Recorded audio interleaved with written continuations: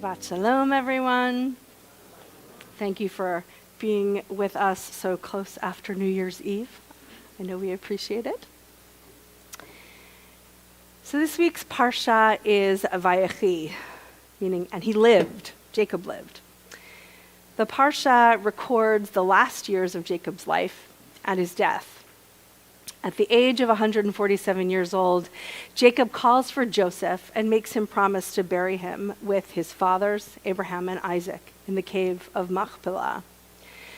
Then Jacob becomes ill and calls again for Joseph, but this time he wants to bless Joseph's sons, Ephraim and Manasseh. Jacob called for his sons and said, "Gather, and I will tell you what will happen to you at the end of days." Jacob then requests his 12 sons join him by his bedside, and he gives each son his evaluation and his prediction of their future. The blessings that we bestow upon our children can be beautifully articulated wishes for their growth, health, and success. Blessings are moments when we feel pride and see all the positivity and wonder that the future holds. And then there are the moments we must share the hard truths or correct behaviors.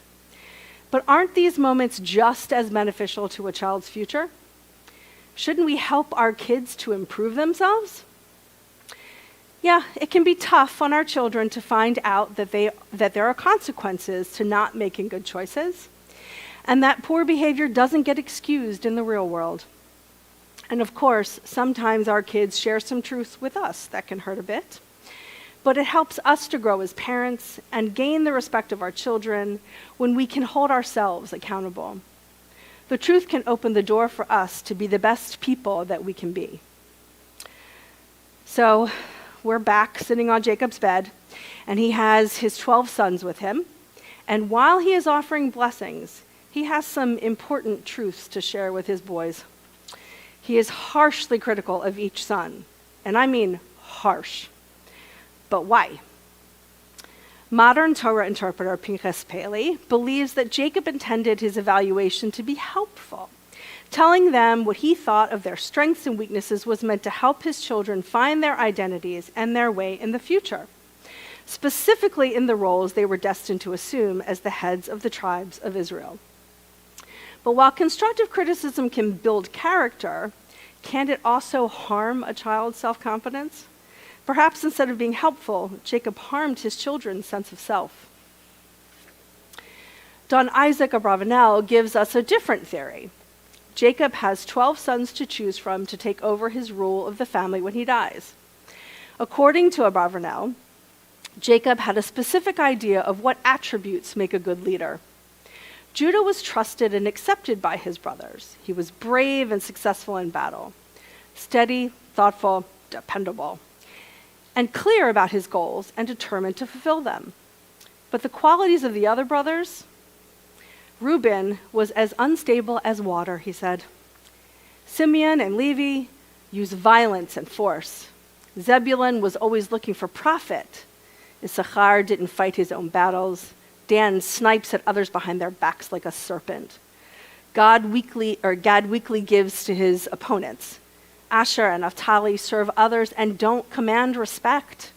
Joseph was hated and distrusted by his brothers. And Benjamin lacks balance of judgment and concern for others. By speaking with them honestly, he could help each son understand why they were not chosen to lead. He didn't want to hurt them, but wanted to understand why Judah qualified as the leader of the tribe that would produce King David and the other future rulers of Israel. I'm not sure Jacob's presentation came across as constructive, though. And who knows what could have been if Jacob had shared his criticism earlier and in a way that allowed his children to elevate their behaviors. They all could have been great leaders.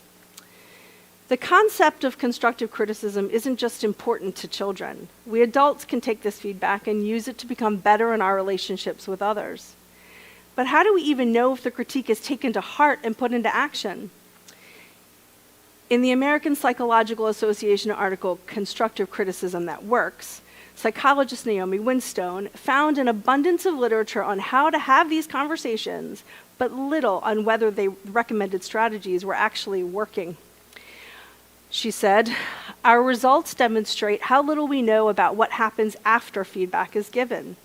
We should not assume people know how to use the information to improve. Winstone believes that one of the critical yet often neglected elements needed in conversations is time spent teaching people how to use the feedback that they receive. Psychologist Lisa Steelman found that leaders in a supportive environment for feedback had much better performance improvement over time than those in the unsupportive feedback environment. She said, "This shows that feedback does not happen in a vacuum, and we need to set the stage by creating a growth-oriented environment." Did Jacob have a growth-oriented environment for his sons? Did his sons feel they could come and talk to him about their concerns or talk through how they could improve? Based on what the rabbis tell us, probably not. He wasn't the most hands-on kind of parent. I mean, one of his kids actually went missing and he never went to look for them. In fact, he could have used a little constructive criticism himself. He was known as being deceptive, you know. I remind you of when he stole his brother's birthright and his dinner, and he even admits to Rachel that he can match her father in trickery. So let's take this lesson and be better parents and friends. When we offer constructive feedback, continue the conversation. Communicate why you are giving feedback, the outcome you think will be beneficial to the person, and celebrate improvements. And let's learn to value receiving criticism ourselves, even if it smarts a little. Most importantly, don't wait until it's too late for change. Many of you who have studied with me know that I like to use the phrase living Torah. And by that I mean how we can find new meanings and interpretations of our sacred text and apply it to our lives every day. One of my favorite teachers, Rabbi Yaffa Epstein, often shares a poem or excerpt from a modern Jewish thinker in her classes.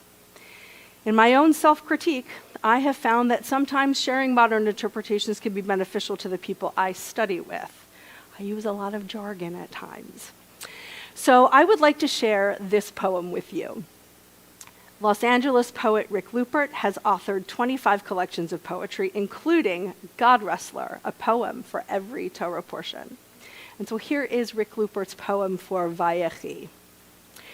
We'll say anything on our deathbeds, tell all the truths they didn't want to hear. Jacob has words for his sons. Reuben has the restlessness of water, so make sure there are towels for him in the final document. Simeon and Levi are only successful because they stole the tools that let them do their jobs. Judah will stand above the other 11 because he knows what to do with his hands and his enemies' necks.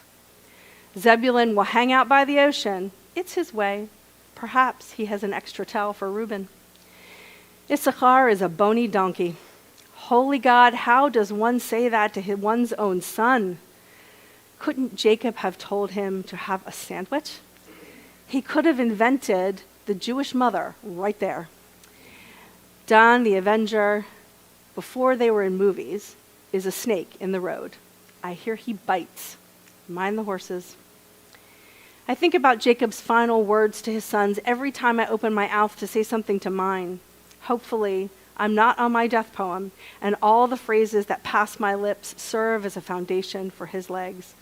He should stand taller than I ever was, my little bony donkey, my greatest invention.